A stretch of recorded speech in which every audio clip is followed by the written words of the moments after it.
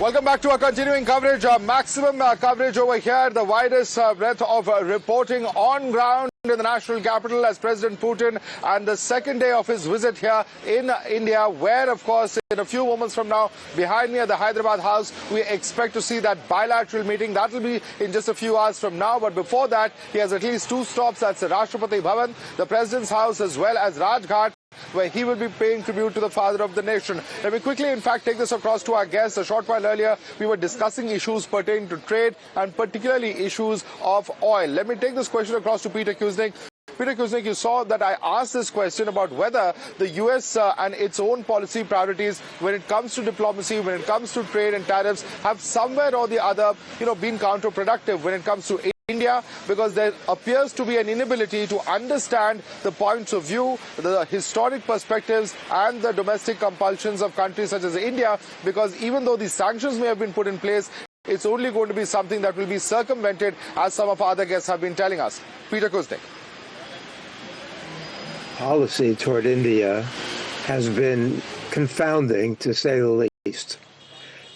Trump wanted, or the United States, especially under Biden, saw India as a crucial ally in terms of its competition and confrontation with China. But what we've seen more recently is a reversal in U.S. policy and U.S. priorities. The 50% tariff on India is outlandish. Trump cozying up to Pakistan the way he has, his immigration policies, his doubling down on the H-1B visas have been very infuriating to Indians and hurtful. And then his claiming credit for solving the conflict between India and Pakistan has infuriated all of my Indian friends and all the commentators I talk to and experts. And so Trump really, it's in some ways, somebody had said that Putin is isolated on the world stage. Well, that's if the world stage means Europe. But if we look at the global south and we look at the BRICS and we look at the future, Russia and India are not isolated. What we saw in Tianjin with Putin and Modi holding hands, going up to talk to Xi Jinping, is symbolic of the direction the world is going. So Putin just comes off the talks in Moscow with Witkoff and with Kushner, and in so many ways now, Russia is the one that holds the cards. Yeah, they're hurting economically, and this war has been terrible for everybody, but Russia is advancing on the battlefield. Well, absolutely. Russia is the one that holds the cards, in your opinion. Peter Kushner, stay on with us. Let me take that point across to Michael Ovens as well. Mayor, Babelton, US, good morning. Thank you for joining us here on Times Now. Now, do you think the discussions that Russian president had with Witkoff and Kushner, something can be shared with Prime Minister Modi in his conversations here? Do you think something like that can really happen? Thanks for having me. It's wonderful to be on. I think what we see unfolding right now, yes, I do think it could. And the world is watching. And from a U.S. perspective, as Peter said before, there has been these shifts back and forth. And, I've been right here on this outlet covering both the Biden-Modi engagements as well as the Trump-Modi engagements. And I can tell you the swings that we've seen here in the U.S. and across the globe is something in the U.S. that Democrats and Republicans are both taking special note to. As we talk about issues around oil and nuclear energy and weapon systems, but we're also talking about a lot of things that the U.S. and India really hold true with each other. When we talked about what's happening on the cybersecurity front and semiconductors and all the areas where there was a lot of partnership that we were hoping for, we've seen almost a reversal in a lot of those that have really opened that door there. Now, let me say this. There is no junior partner here. India is a major power, and I think that you're seeing that taking place. And I think as the U.S. policy, unfortunately, opens this chasm, it allows Putin to come in when he is hurting. We know that. We know the war is causing great concern there and stripping him, and he needs needs that economic push. And, let's face it, this is an opportunity to do that. But I think it's also an opportunity for India to continue to kind of have their position, not only in the global South, but also across the world. And so I want to make sure that, while this administration is in place and things are happening, that, the U.S. keeps an open mind on the future, the long-term future of the partnership between India and the U.S. and looking at things around oil and energy and how we can go forward.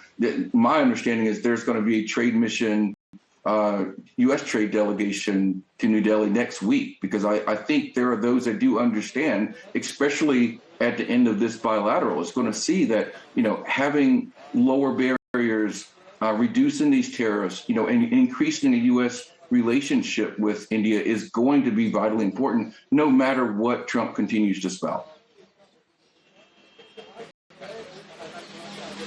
Absolutely, and in fact, it's not over till it's over, as they say, because we've seen several rounds of, the trade deal almost being done, or an interim trade deal almost being done, but that has been elusive thus far, although the sense that we get from both administrations is that that announcement could be perhaps closer than we think. But let me take that question across to Rami Desai. Rami Desai, now we know that these tariffs are at the end of the day leverage, but leverage at what cost is a question that many would ask, because, as my colleague was mentioning, Putin is coming right after those meetings with Witkoff and Kushner, and while US and India's interests also converge when it comes to issues such as the war in Ukraine. India has, for instance, Prime Minister Modi has said that now is not a time for war. So even, when it comes to peace, when it comes to Russia and Ukraine, India can play a very important role given the unique position that Prime Minister Modi finds himself in. But it's for the US to be able to take advantage for that. The current situation perhaps might not be the most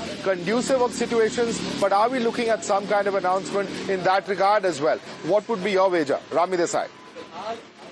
Good morning, Madhav. I really think that we have to look at, the meeting that we are seeing really for what it is. I don't think any of the announcements are going to be transformative. I think at most they are going to be incremental, because this meeting is largely, I think, a meeting of messaging. Of course, there are a lot of areas that we are going to be discussing, and a lot of areas that we are going to be clarifying, including logistics, But I think what we really need to look at it from the point of view is that this meeting for Russia is hugely important, because it's building a political bridge in the non-Western world, especially when, at least in the Western world, Russia stands isolated. I think for India, it is reiterating its foreign policy, that national interest is what guides its foreign policy. This is something that has been said by Prime Minister Modi.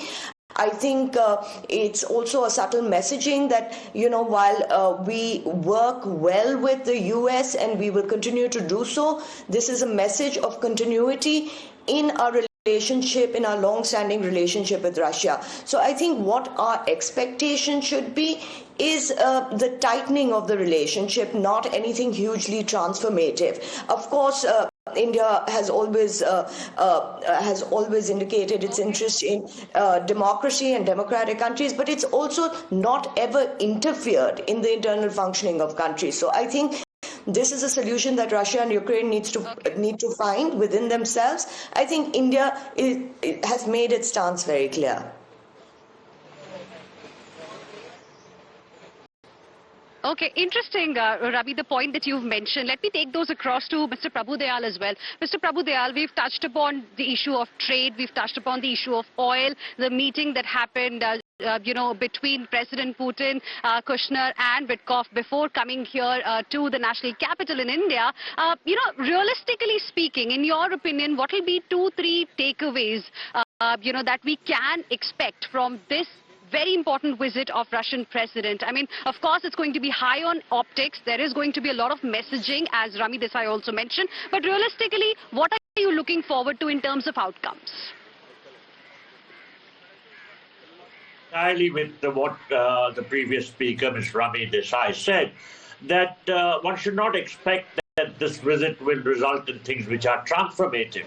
Rather, what is important is the message that it sends out. And I think the most important message is that India pursues its strategic autonomy and will continue to do so. And in this context, while fostering partnerships with the United States and other Western countries, India wants to maintain good relations with Moscow. Of course, for Moscow, it's an opportunity to showcase that it is not internationally isolated.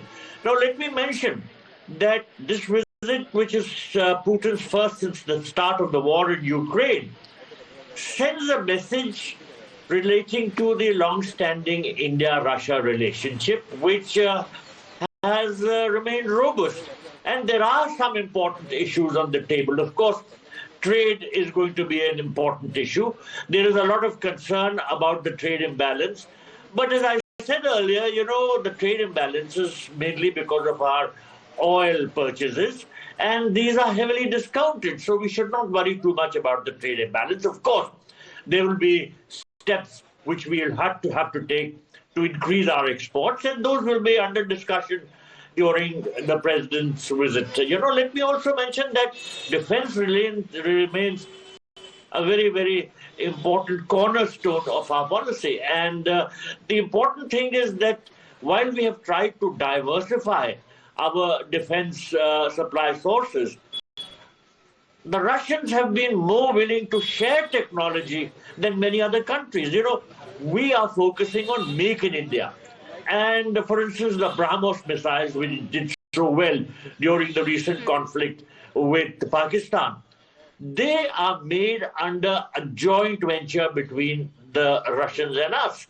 So this emphasis on the Make in India is what is strengthening the defense partnership with Russia. Now, we have a strong interest in the defense relationship with the United States. In fact, we are buying a lot of equipment.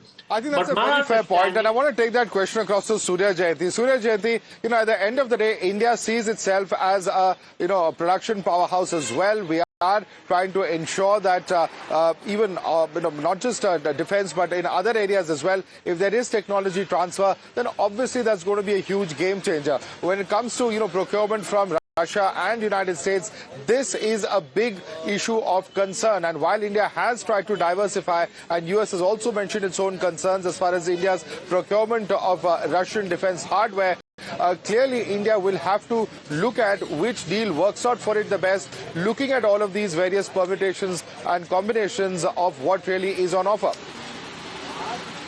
I think every country is pursuing its own interests. The phrase strategic autonomy is an unusually good one to describe this, and obviously it is used in the Indian context, but essentially the realpolitik is that every country needs to do what is best for it.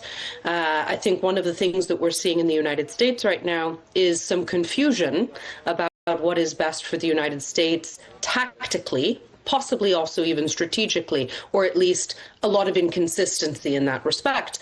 And it is India's right to pursue its interests, just as it is Russia's right to pursue its interests. The line is when it then becomes a question of aggression to another country or even invasion. But in India's case, if it is looking for economic advantages, it has in front of it now a very good opportunity in a Russia that is desperately looking for strong, legitimate international partners to show that it's not isolated, as well as a number of economic imperatives in order to keep its economy floating. So this is a good moment for India to pursue its interests.